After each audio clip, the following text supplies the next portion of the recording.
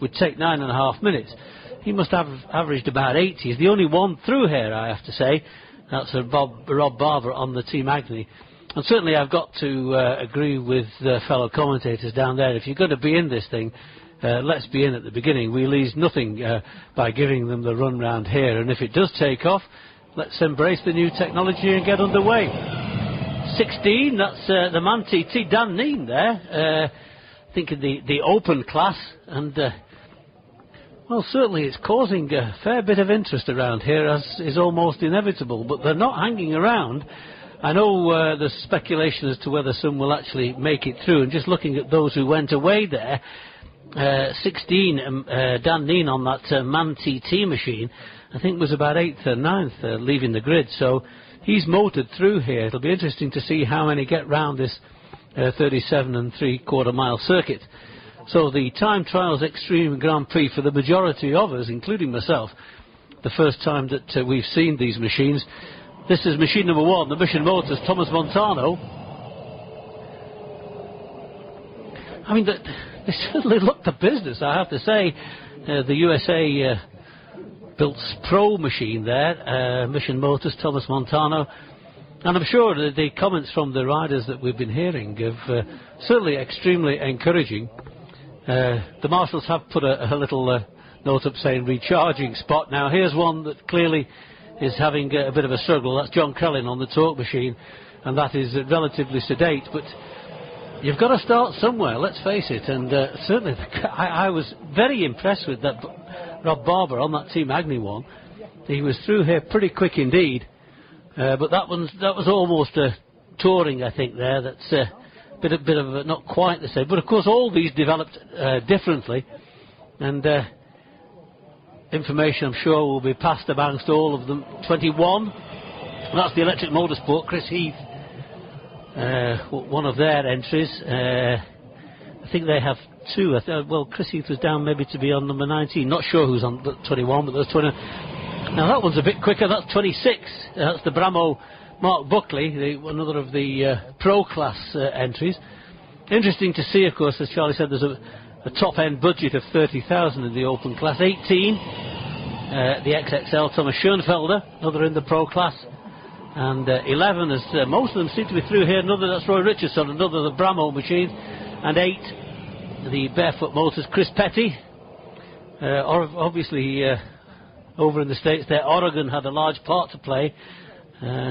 Portland, one of the places, and another one I can't remember, over there in the States in the development of these electric machines. And certainly if this is the way to go, many of us won't be here, but we'll look back perhaps, or people will in another 50 years when these are lashing round here at vast speeds, wondering however the internal combustion engine actually got round here. So technology is of the future, and we should embrace it, I think, as much as we can.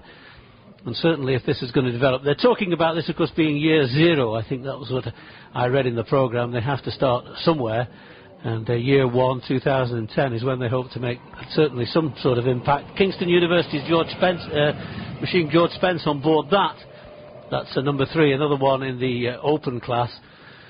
So it seems that most of them certainly have made it here. We've had 10 through here so far. I don't know exactly how many, 3, 6, 9, maybe a dozen or so I think we got away. 5 was one of those, the Motor Sishi Mark Miller, but another one now. So yeah, they're all making it here. 14, that's the HT Blau, that's Paul Dobbs, the New Zealander on that one. And as I say, there was some scepticism and people suggesting that they wouldn't get as far as Quarterbridge, but obviously development will continue. And remember that this has only been going for a few short months. I think we're talking last October or so, and certainly less than a year, and that's pretty good progress. So for the moment, we should say it's all quiet. Well, it's always quiet. It's quiet when they're here, never mind when they're not. And that's something else, I suppose, we'll have to get used to. We are used to the sights and sounds of yesteryear, and it's almost a question of speed and sound, and the louder the better. Well, clearly we're not in that game. But certainly a majority of those machines in this time trials Extreme Grand Prix have made it here. It's certainly of some interest, certainly of some excitement. It'll be good to see how they go in the race on Friday, scheduled for Friday. But certainly we've seen them through here. We'll move on now and get ready for a race at about 6:30. But let's see how they fare elsewhere. So from here at Glen Helen, from the Shore Radio TT, is back for the moment to the grandstand. Well, thanks very much for that description, Maurice. I can give you news of a couple of retirements, though. Dave Madsen-Migdal on machine number 7, that's the E-Rocket, has retired at Braddon. And Mark Miller on machine number 5, the Moto Shish team, he has retired at Union Mills. But much better news is that Rob Barber has cracked the ton on the Sulby Straight, going through the Sulby Speed Trap at 102.6 miles an hour on the Agni machine. So something there, I think, really to celebrate. So the green plate showing up really well down Sulby Straight. But up to now, that's the only machine which has troubled the speed trap down on the Sulby area of the island. Earlier on we saw a white van set off. We assume that's the equivalent of the broom wagon in cycling, maybe going to pick up any machines that do break down. If you see a white van circulating, it doesn't mean that the roads are open. They certainly are not. Dan Neen is through the Selby Speed Trap now on the MAN TTX machine at 92.6 miles an hour. News of Chris Petty, who is out there riding at the moment. He's actually withdrawn from the Superstock event taking place later on today. That's off at 6:30, of course. So we're seeing a little bit of history in the making here, and of course there are some people who are involved with these teams who know a fair amount about the TT, not least Pete Williams, who's involved with Paul Owen's bike. That's number 4, the Evo design. Pete is a former TT competitor himself. He won the Formula 750 TT on the Norton back in 1973. He was second to Mike Halewood in the 1967 Senior.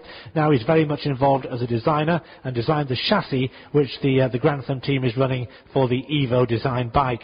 And somebody else who's got a TT background, that's Harold Gasser, who's involved with the Peace E-Rider setup. That's plate number 23, although we weren't entirely certain if that bike actually made it to the start or not, because it didn't go off in the scheduled order.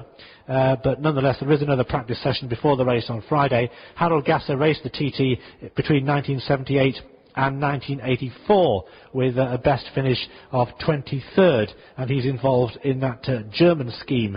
It's actually a modified scooter, so that looks as if it's going to be the slowest of the bikes. It only claims a top speed of 70, whereas some of these machines are claiming top speeds of 150. Meanwhile, the top bike on the road is approaching the hairpin, and Roy Moore. Well, not quite, I don't think so. We had the marshal very good information passed on from them as to he'd gone through Kerrimore West, and then it seemed in no time at all. They said Parliament Square, and there's a bit of waving down at Stella Maris, so I'm just assuming, yeah, this is quick. How, no sound, number 12.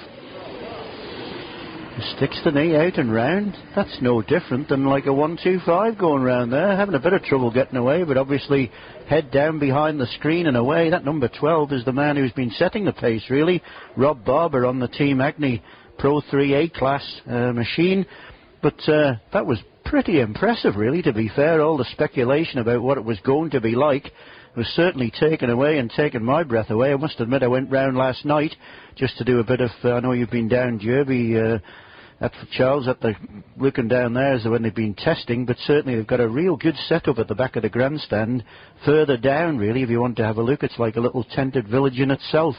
And certainly the one that impressed me when they wheeled it out was Mark Miller's machine. That looked really good, but then again, disappointment when we find that he only got to Braddon Bridge on it. It's interesting to note the marshals have got to have special gloves on. I think they'd be more at home in James Herriot, but certainly the way things are with the batteries and that, they've got to be very, very careful and ultra careful if anything did happen to that. But over 100 mile an hour down through Sulby, and then a very, very good approach here. Strange to commentate on, and Morris, you must be disappointed that you're kind of not getting involved in this, but it's another little notch for history for you over there at Glen Helen to put that down on your CV in your 31 years that you actually commentated on electric machinery or battery charged machinery going through Glen Helen. No sign of anybody else and Mr. Barber now. I suppose that really, when you think about it, this will be the real test. That mountain climb, relatively flat from